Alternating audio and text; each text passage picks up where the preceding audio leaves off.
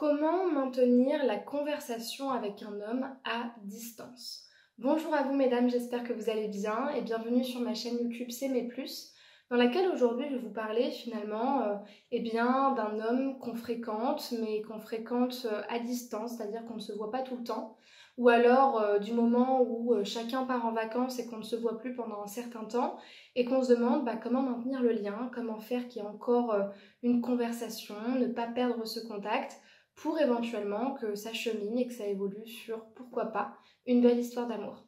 Si vous ne me connaissez pas, je me présente, je m'appelle Chloé Mercart, je suis coach, maître praticienne en programmation neurolinguistique et praticienne en hypnose ericksonienne et j'accompagne les femmes depuis 2019 à vivre des histoires d'amour merveilleuses, saines, durables, en leur apprenant à s'aimer pour qu'elles se libèrent de la dépendance émotionnelle. Si vous n'êtes pas encore abonné à la chaîne YouTube, je vous invite à le faire maintenant en cliquant sur le bouton rouge s'abonner et en activant la cloche des notifications pour recevoir tous les matins à 8 h une nouvelle vidéo. Sachez également qu'une formation offerte est disponible pour vous. Elle s'intitule « Incarner la femme sensationnelle, lumineuse et unique qui l'épousera ». Et justement, elle se destine à toutes les femmes célibataires qui veulent rencontrer l'amour, qui veulent aussi travailler sur leur estime d'elles-mêmes pour ne plus attirer le même type de partenaire et au contraire être celles qu'on choisit pour du sérieux. Et donc justement, je vous propose un cheminement avec mes outils de coaching à travers cette formation.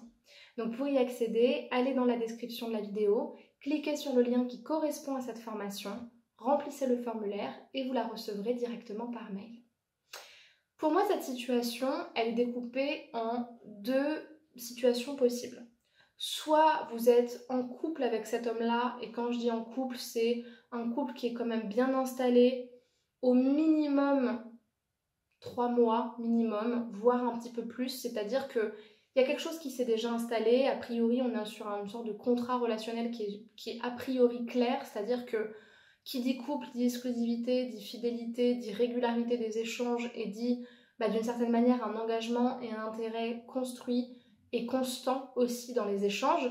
Et donc du coup dans cette thématique-là, a priori si vous êtes dans un couple sain et équilibré, vous êtes dans votre pleine capacité de lui demander justement, pourquoi pas qu'il vous appelle une fois par semaine si besoin minimum, que pourquoi pas il y ait au moins un message dans la journée pour que vous vous teniez des nouvelles. L'idée, c'est pas de lui donner une notice explicative en mode tu fais ça, ça, ça, ça, ça, sinon je te quitte ou sinon on n'est plus en couple. Mais c'est juste de comprendre que quand vous êtes en couple avec quelqu'un, si c'est quelque chose qui est clair, vous avez une place que vous n'avez pas quand vous êtes juste célibataire et vous fréquentez quelqu'un qui vous connaît depuis 3 semaines en fait. C'est-à-dire que quand vous êtes en couple, vous avez une place dans la vie de cette personne.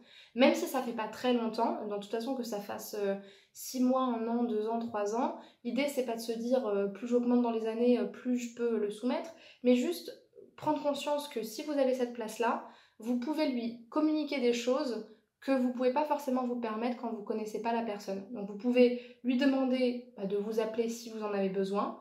Après, l'idée, c'est pas non plus de ne pas vivre tant qu'il n'est pas là et d'attendre ses appels tous les jours. On est complètement d'accord là-dessus.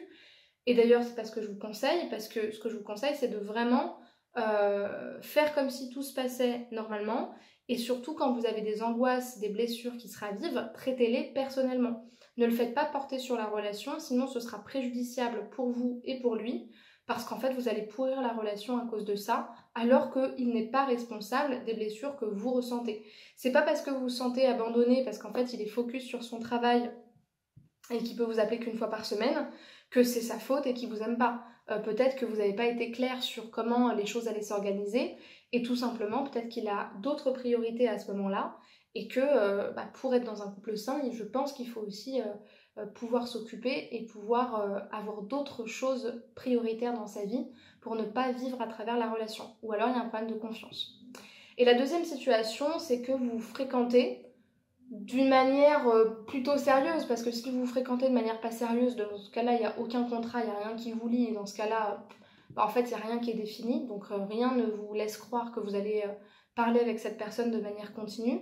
Mais si ça fait à peu près moins de 3 mois que vous vous connaissez, que vous vous fréquentez, qu'il y a eu potentiellement des rapprochements, éventuellement des petites déclarations, mais qu'on est sur quelque chose de très frêle, ou de quelques semaines, ou juste une fréquentation sur quelque chose qui s'est construit dans un événement et vous avez le numéro de chacun, vous avez un petit peu parlé mais vous ne savez pas comment ça va devenir.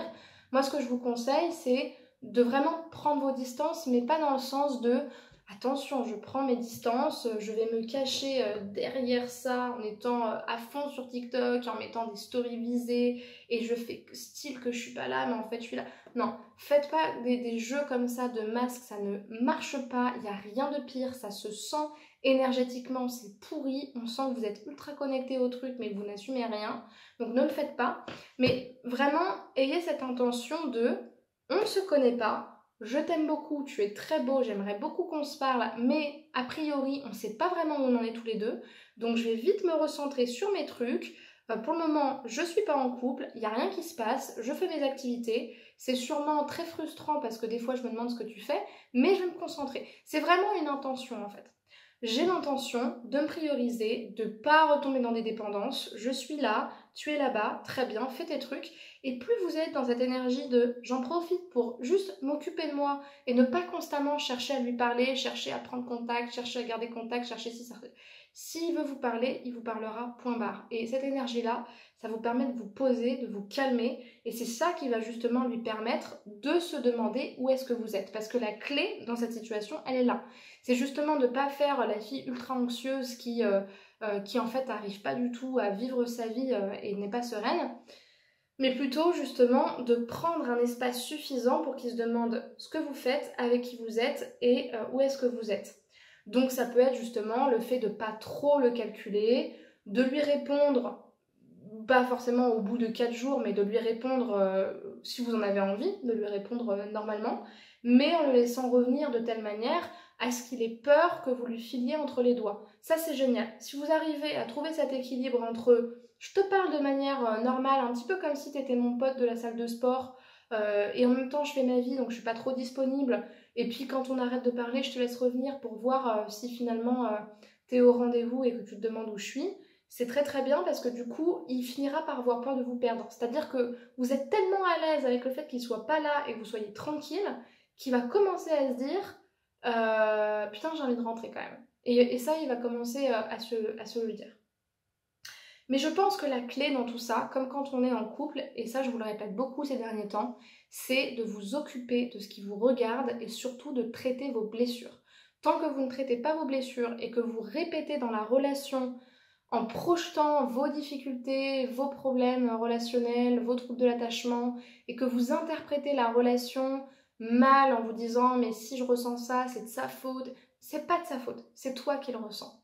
C'est ton problème parce que ça vient de tes histoires, de tes croyances, de ton parcours et il n'en est pas responsable. C'est pas à lui de le traiter. Traite-le avec un thérapeute, traite-le avec un praticien, traite-le avec un psy, traite-le avec un coach, mais traite-le toi-même. De telle manière à ce que dans la relation, tu sois clean, tu sois saine et qu'il n'y ait rien qui se répercute dedans. Ok ? Justement, si vous souhaitez être accompagné, que vous souhaitez être coaché pour pouvoir avoir une posture saine dans les relations et ne pas dépendre de l'autre, ni être dans une mécanique de rejet constant, ce que je vous conseille, c'est justement de pouvoir prendre contact par téléphone avec moi en cliquant sur le premier lien en description de la vidéo. Vous allez choisir le créneau sur lequel vous souhaitez être rappelé. Je vous appellerai à ce moment-là. Et puis, on parlera de votre problématique, de votre objectif et si le coaching est pertinent. À ce moment-là, je vous proposerai une première séance à réaliser ensemble pour travailler sur votre problématique. Je vous invite également à aller regarder mon site internet. Vous allez trouver des informations importantes sur mes offres de formation, ce qui va vous permettre, pour les femmes qui sont intéressées par les formations, justement de regarder les sujets importants sur lesquels elles peuvent avancer. Et puis si vous souhaitez recevoir des conseils, prendre contact avec moi, me poser des questions, je vous invite à m'écrire sur Instagram et sur TikTok, à me suivre pour recevoir justement toutes les nouveautés sur ce que je fais, me suivre au quotidien et le contenu que je poste sur ces réseaux. Et puis il y a aussi Spotify où vous retrouverez toutes mes émissions de podcast qui sont détaillées, qui sont longues et dans laquelle il y a vraiment une analyse poussée de tous ces mécanismes-là. Je vous remercie pour votre attention et je vous souhaite une très bonne journée. Prenez soin de vous et à bientôt. Au revoir.